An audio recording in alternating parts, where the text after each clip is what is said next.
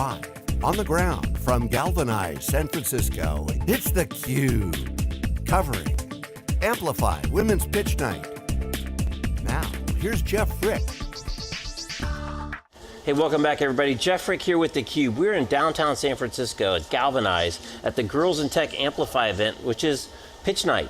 10 entrepreneurs founded by women are pitching to a room full of VCs. Somebody's going to win $10,000 tonight, and hopefully there'll be a lot more funding activity going on. Really interesting, all variety of companies, and we're excited to be joined by our next guest, Jin Lee, whose company is called Qidza. So welcome. Thank you. So Qidza, what is Qidza? Qidza is an app allowing parents to track how their baby is doing at home. And we're different in the sense that we use content recommended by the American Academy of Pediatrics, allowing parents to realize, is their baby ahead or behind of developmental milestones? Okay. And if the baby is behind, we'll connect them to pediatricians. So what are some of the ways that they monitor and feed data into the app? Yeah, so we allow parents to track motor skills, language skills.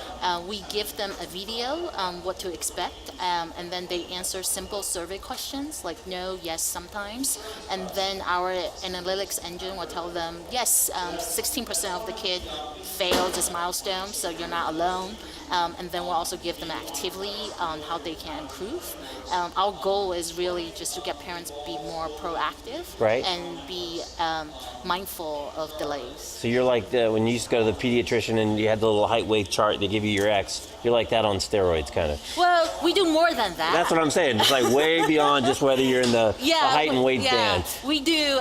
We specifically target sort of behavioral issues that is not so noticeable, which is why we've been leveraging content that's been approved by the Academy of Pediatrics so that parents can really be guided through the app and evaluate themselves. Right, and so you're giving them kind of test milestones that they're tracking on. Obviously, they're not testing the baby every day, so you've also got a content component, it sounds like, as well, to provide just all kinds of interesting content for people with new babies. Yeah, so we have content in terms of activities that parents can do and help their kid achieve a milestone. We also alert them on what's coming up, as well as vaccine informations.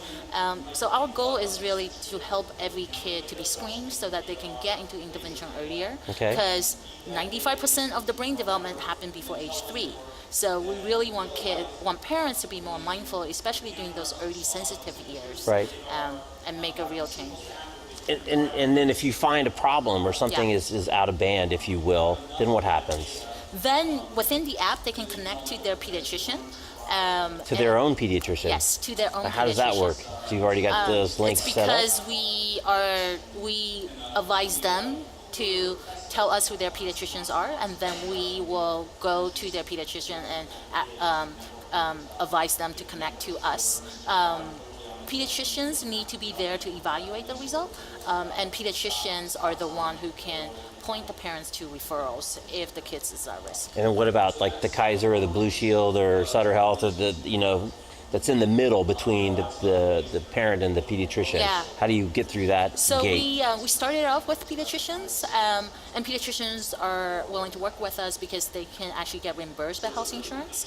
We've been talking to insurance companies as well, because a lot of them actually controls or have their own pediatricians, and we've been talking, for example, Reinsurance Group of America, who's interested in working with us, because ultimately everyone realizes in order to really save costs, we have to go to the prevention level, and the best way to do that is start as young as possible. Okay, and then you've got the HIPAA compliance and all those kind of regulatory things taken care of. Exactly. Okay, so a little bit about the company. How long have you been around? How many people are out? What's kind of the stage of life of the application? We're four people. We just hired somebody on last week, so congratulations. 5. Thank you. We're raising our C round of $1.5 million, where we got significant angel investment in. I used to teach developmental psychology at Oxford, came out of healthcare venture myself, quit, because I started having kids and realized this is what's needed. My co-founder actually had 3 startup exits.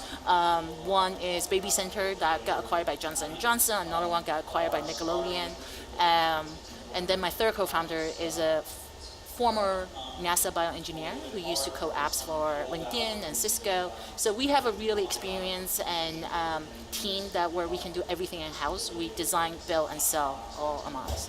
What's the biggest surprise that you've either expect to find having this information that parents didn't have to this level before, or that you have found in the folks that have, kind of your early adopters? Yeah, it's interesting because we've been seeing sort of two group of parents. One that's like super active and paranoid and want to know everything, and then the other We don't one. have any of those parents around, do we?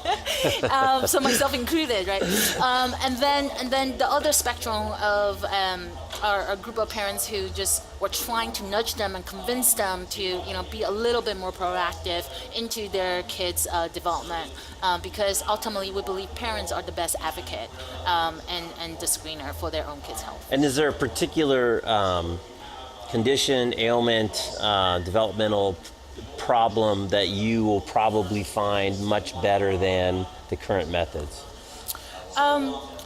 I would say it's not specifically, not so much. The three screening tools that we do have currently are more general behavioral issues like motor, language, cognitive ability. But we do have one specifically targeting autism because that one it's in the forefront of everyone's minds. Right. And we are using content approved by the Academy of Pediatrics and basically giving it to parents to screen themselves. Right. That gets a little sticky around the inoculation issue sometimes, I think, on the autism ban. Yeah. A lot of debates on that issue. I know. So we're just having it as one of our many screening tools in the app, and we're letting parents decide when how to use it, but it is there if they want to use it. Okay, so where should people go to find out more information?